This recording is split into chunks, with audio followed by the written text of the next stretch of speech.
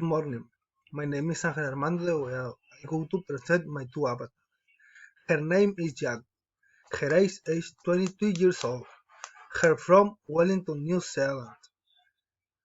Jack is policeman. He often works night and sleep during the day. Jack is a superhuman who has power of peace and strength. He often works nights and sleep during the day because he fights crime at night.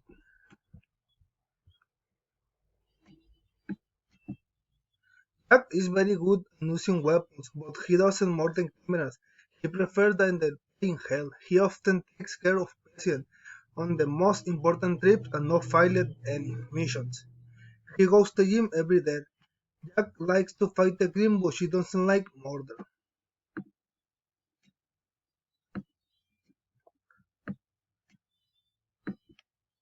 Name. Her name is Wilson. Her age is 29 years old. Her from South Korea. Wilson is a unique vampire. His hit species can be is the sun as is not thirsty for blood, unlike the others. He often works during the day and sleeps at night. Wilson is a teacher. He often saves his students from life or even death. He goes to school every day. Wilson reads a lot.